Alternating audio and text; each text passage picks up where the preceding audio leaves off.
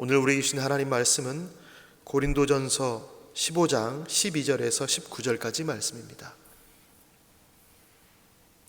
고린도전서 15장 12절에서 19절, 신약성경 282면에 있습니다. 우리 함께 한 목소리로 고린도전서 15장 12절에서 19절까지를 봉독하겠습니다. 함께 읽습니다. 시작.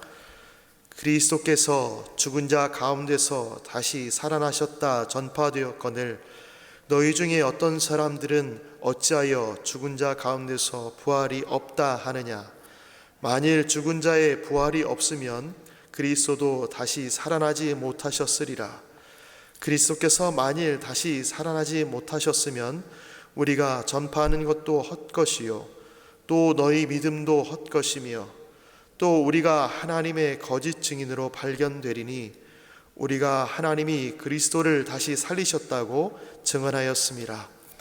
만일 죽은 자가 다시 살아나는 일이 없으면 하나님이 그리스도를 다시 살리지 아니하셨으리라.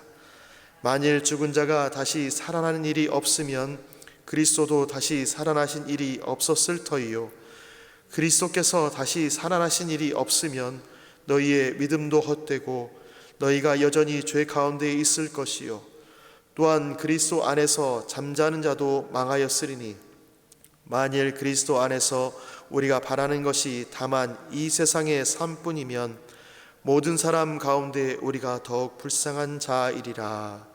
아멘. 바울사도는 고린도전서 15장 앞단락에서 그리스도의 부활이 역사적으로 사실이다라는 이야기를 전했습니다. 게바에게 나타나셨다. 500의 형제들에게 나타나셨다. 12제자에게 나타나셨다. 만삭되어 나지 못한 나에게도 나타나셨다. 이 이야기를 증언했습니다. 부활은 소수가 겪은 그 개인적인 경험이 아닙니다. 수백 명이 함께 목격한 공적인 사건입니다. 그 부활의 사실 위에 이 고린도 교회가 복음을 받아들인 것입니다. 그 복음을 받아들였고 이들은 믿었습니다. 그리고 그 믿음 위에 서 있습니다. 그런 고린도 교회에 문제가 생겼습니다. 그리스도의 부활을 인정하면서도 죽은 자의 부활이 없다라고 말하는 것입니다.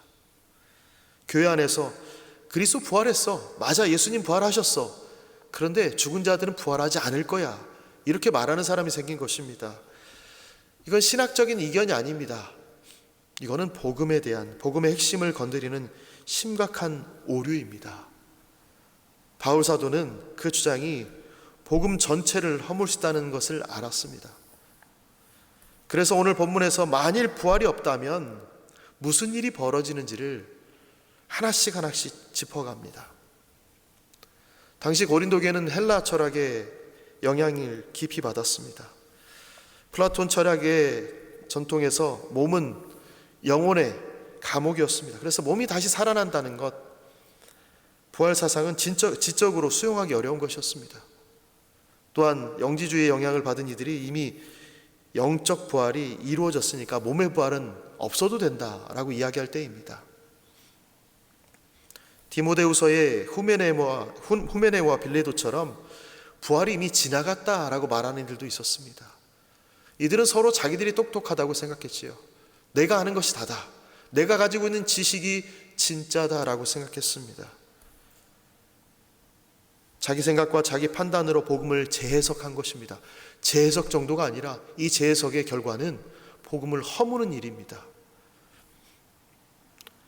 바울 사도의 눈에 그것은 지혜가 아니라 이것은 위험한 것이었습니다. 이것을 가만히 두면 안 되겠다는 것이죠. 우리의 가치관이나 시대 사상을 따라서 말씀을 다르게 전하는 것과 별반 다른 일이 아닙니다. 나는 복음을 재해석한다고 말하지만 내 생각에 의해서 복음이 오해되게 만드는 것입니다. 재해석이 아니라 복음이 무너지게 되게 만드는 것입니다. 사도는 조건절을 반복하면서 논리를 펼칩니다. 만일 죽은 자의 부활이 없다면, 반복해서 말합니다. 그 전제가 무너지면 그 뒤에 따라오는 것이 무엇인가를 차례로 보여줍니다. 만일 죽은 자의 부활이 없다면 바울이 전파한 것이 헛것이 됩니다. 죽은 자의 부활이 없다면 고린도 교인들의 믿음도 헛것이 됩니다. 전파된 복음의 내용이 무엇입니까? 그리스도의 죽으심과 부활입니다. 바울 사도가 전한 것은 그리스도의 죽으심과 부활이었습니다. 그러니 죽은 자의 부활이 없다면 바울이 전한 것은 헛것이 되고, 또한 고린도 교인들이 그것을 믿었는데 그 믿음도 역시 헛것이 됩니다. 선포 자체가 내용 없는 빈 말이 되고 맙니다. 죽은 자의 부활이 없다면 사도들도 거짓 증인으로 나타나게 됩니다. 하나님께서 그리스도를 살리셨다고 증언한 이들이 모두 다 거짓말쟁이가 되는 것입니다. 부활 하나를 부정하는 것이 이처럼 선포도, 믿음도, 사도들의 증언도 한꺼번에 무너뜨립니다. 그러니 사도가 이 일을 그냥 넘어갈 수 없는 것입니다. 만일 죽은 자가 다시 살아난 일이 없으면 하고 사도는 다시 한번 의도적으로 반복합니다. 잊지 말라는 것입니다. 죽은 자의 부활이 없으면 그리스도도 다시 살지 못할 것이고, 그러면 고린도 교인들은 여전히 죄 가운데 있게 됩니다. 바울 사도가 부활과 죄의 문제를 연결하는 것을 우리는 주목해 볼 필요가 있습니다. 아니, 굳이 부활의 이야기를 하면서 죄까지 끌어들여야 되나? 그리스도의 부활은 죽었다가 살아난 기적이 아닙니다. 하나님이 그런 기적을 일으키셨대, 이 정도가 아닙니다. 그것은 우리를 죄에서 건지시고 의롭다 하시는 구원의 사건입니다. 로마서 4장 25절에 사도가 선언합니다. 예수는 우리 범죄함을 인하여 내어줌이 되고 또한 우리를 의롭다 하심을 위하여 살아나셨도다. 부활이 없으면 의롭다 하심도 없습니다. 구원도 없습니다. 하나님과의 화목도 없습니다. 사도의 논증이 계속 확장됩니다. 18절입니다. 만일 죽은 자가 다시 살아난 일이 없다면 그리스도 안에서 잠자는 자들도 망한 것이 된다. 그리스도 안에서 잠잔다라는 표현은 이미 부활신앙을 담고 있습니다. 잠들었다라는 말, 깨어난다는 것을 전제하고 있습니다. 죽음이 마지막이 아니라 다시 일어남이 있다는 이 말 안에 부활이라는 말이 담겨 있지요. 그런데 만일 부활이 없다면 먼저 세상을 떠난 우리 성도들은 그리스도 안에 있는 것이 아니라 그냥 사라지는 것이 됩니다. 믿음으로 살다가 먼저 간 부모와 배우자와 자녀를 주 안에서 다시 만난다는 소망도 사라지게 됩니다. 우리는 그날을 기다립니다. 다시 만날 그날. 그런데 그리스도의 부활이 없다면 그 만날 기약이 없어지는 것입니다. 바울 사도의 논증이 절정에 이르게 되는데요. 19절입니다. 만일 그리스도 안에서 우리가 바라는 것이 다만 이 세상의 삶뿐이면 모든 사람 가운데 우리가 더욱 불쌍한 자이리라. 우리 19절에 나오는 더욱 불쌍한 자, 이 말은 헬라어에서 최상의 비교급입니다. 모든 인간 중에 가장 가련한 존재가 된다는 것입니다. 이 세상에서 그리스도를 위해 희망을 걸고 그리스도 때문에 고난을 감수하고 많은 것을 포기하고 살았는데, 만일 부활이 없다면 우리가 했던 지난날의 모든 것들은 허망한 어리석음이 되고 맙니다. 순교자들의 죽음이, 그들의 죽음이 순교가 아니라 그냥 지나가다가 죽은 어떤 사람과 같은 알려지지 않는 것들이 되게 됩니다. 또 그리스도의 부활이 없다면 새벽마다 무릎을 꿇던 성도들의 기도도 모두 헛것이 됩니다. 그리스도의 부활이 없다면 우리가 믿고 있는 모든 행위도 부정되는 것입니다. 우리가 하고 있는 이 말도, 성경을 가르치고 있는 모든 것도 가짜가 되는 것입니다. 바울 사도는 이 모든 것을 말하는 것은 절망을 선고하려는 것이 아닙니다. 그리스도의 부활이 없다면, 죽은 자의 부활이 없다면 이런 어려움이 있다, 우리는 힘들게 살 거다, 이것이 아닙니다.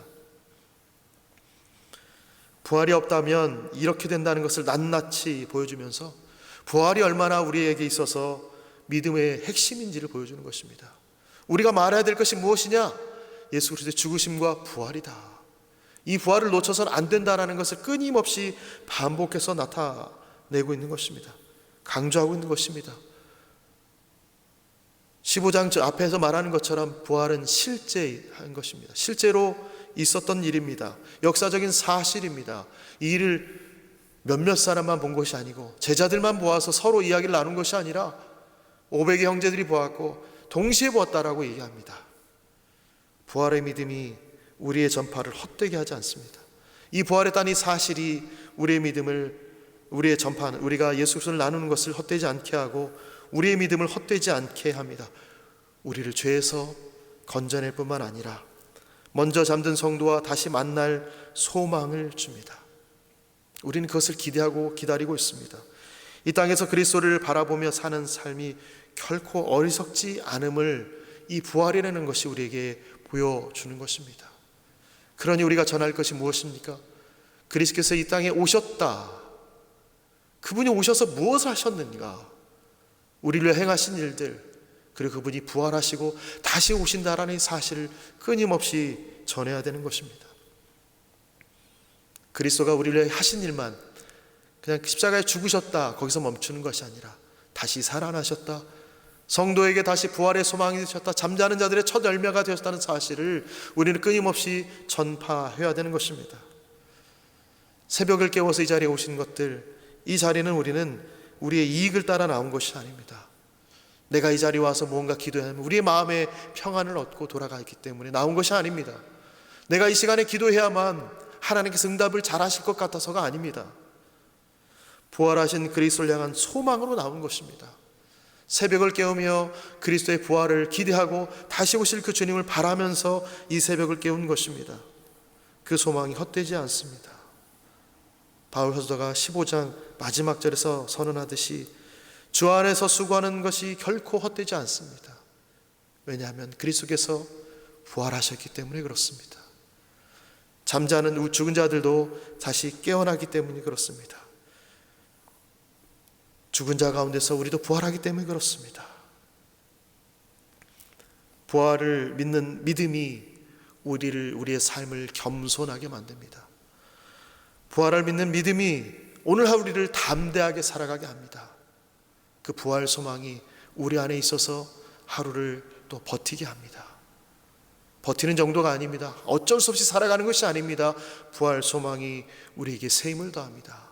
이 은혜가 오늘 하루도 충만히 경험되어지고 또 우리 삶을 통하여서 우리 오늘 하루 살아가는 힘이 되는 오늘이 되시기를 예수님의 이름으로 축원합니다. 아멘.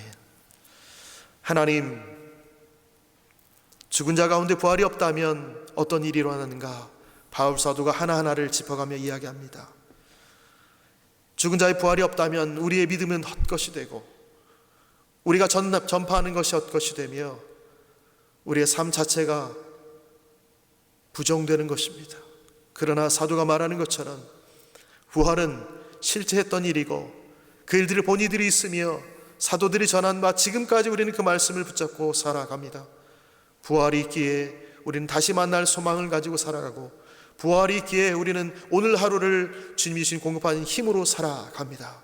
주님, 그 부활을 믿는 자답게 부활 신앙 안에 사는 자답게 오늘 하루를 주님 바라보며 살아가는 인생 될 수 있도록 또 우리 입술을 통하여 이 부활을 증거하는 삶을 살 수 있도록 우리를 붙들어 주옵소서. 이 소망이 나에게만 머물지 아니하고 우리 가족과 우리 이웃들에게 전파되어지는 역사들이 우리 삶 가운데 끊임없이 일어나도록 은총을 베풀어 주옵소서. 감사드리며 예수님의 이름으로 기도합니다. 아멘.